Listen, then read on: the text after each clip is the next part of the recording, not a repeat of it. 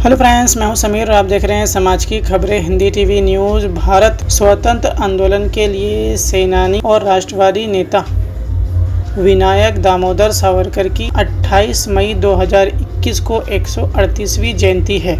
इस उपलक्ष्य पर मलाड के गढ़ प्रमुख सुनील कोहली और सभी नेताओं ने मिलकर इनका जन्मदिन मनाया। पूरे विश्व में भारत की एक सामूहिक हिंदुत्व पहचान बनाने के लिए इनकी काफ़ी मेहनत थी। महाराष्ट्र के नासिक के निकट भागुर गांव में जन्मे वीर सावरकर एक वकील, राजनीतिक, कवि, लेखक और नाटककार थे। राजनीति में हिंदू राष्ट्रवाद विचारधारा को विकसित करने में सावरकर का बहुत बड़ा योगदान माना जाता है। वो वीर सावरकर ही थे जिन्होंने पूरे विश्व में भारत की पहचान हिंदू के रूप में बनाने के लिए हिंदुत्व शब्द का गठन किया। समाज की खबरें हिंदी न्यूज चैनल को सब्सक्राइब करें, बेल आइकन दबाना ना भूलें। अगर आपको अच्छा लगे तो लाइक और शेयर भी जरूर करें।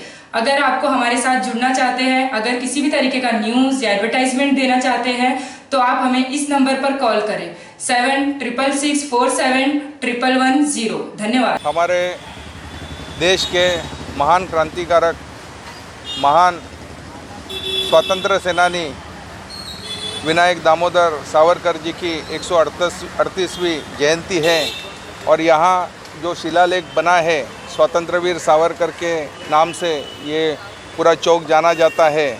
और यहाँ हम लोग मिलके पूरे भारतीय जनता पार्टी के कार्यकर्ता और यहाँ के नागरिक मिलके उनकी यह जयंती हमने यहाँ मनाई है। सर, जानना चाहेंगे, आपने इस दौरान यहाँ पर जिक्र किया कि इस गार्डन का नामकरण भी करेंगे, आपने प्रस्ताव डाला है, क्या है पूरा?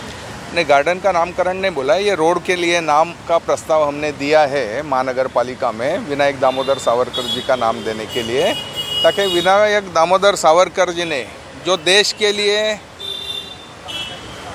जेल में यातना भोगी है, शायद ही कोई स्वतंत्र सेनानी ने इस तरह की यातना भोगी है। अपने जीवन के 85 साल के उम्र में उन्होंने 27 साल इस देश के लिए जेल में गुजारे और वहाँ खाली जेल में इस तरह उन्होंने यातना भोगी है अंडमान के उस जेल में, तो शायद ही हम अगर पढ़ेंगे उनके बारे में सुनेंगे तो हमारे बदन के रोंगटे खड़े होंगे। तो ऐसे ही थोर स्वतंत्र सेनानी का आज हमने यहाँ जयंती यहाँ हमने मनाई है। और हम ये कहना चाहेंगे कि स्वतंत्र सेनानी विनायक दामोदर पूरे बैरिस्टर हुए, लंदन में पढ़े। उसके बाद हमने स्कूल में एक किताब पढ़ी थी हिंदी में, वो किताब में सावरकर जी के बारे में चरित्र लिखा था। उस समय हमें सावरकर जी के जो चरित्र पढ़ के जो स्फूर्ति आई, किस तरह पूरे स्टेशन पे सावरकर जी को लंदन से लेके आने के बाद पूरा उनका इतिहास बताया।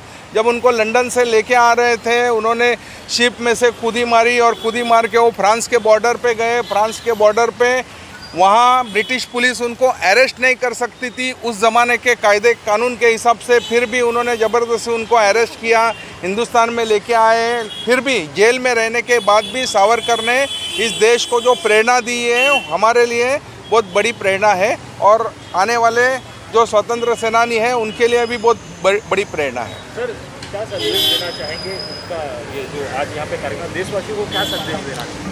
देशवासियों को संदेश हम सिर्फ इतना देना चाहेंगे कि जो व्यक्ति ने 27 साल इस देश के लिए कारागार में निकाले हैं, और हमारे लिए शर्म की बात यह है कि 27 साल ये देश स्वतंत्र करने के लिए जो व्यक्ति ने इतनी कठोर यातना भोगी है, और उसके बाद जब देश आज़ाद होता है और आज़ाद होने के बाद पाकिस्तान का प्राइम मिनिस्टर जब हिंदुस्तान में आता है तब उनको स्थानबद्ध किया जाता है, जेल में डाला जाता है सावरकर जी को। और वो 2 दिन बोल के उनको कई दिन उनको जेल में रखने के बाद फिर उनको याद आता है। ऐसे स्वतंत्र सेनानी को हमारा नमन है।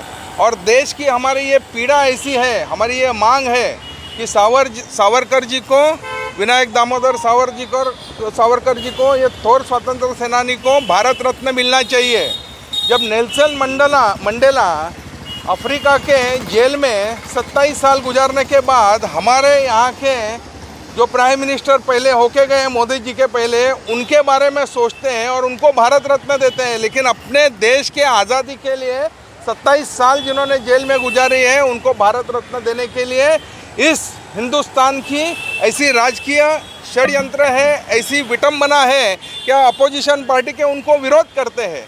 और जो राहुल गांधी जी उनको मालूम नहीं है सावरकर के बारे में, अनाप शनाप बोलते हैं। तो ऐसे लोगों को सावरकर जी का इतिहास सबसे पहले पढ़ना चाहिए और देश के लिए उन्होंने जो काम किया है उसके बारे में ज्ञान होना चाहिए।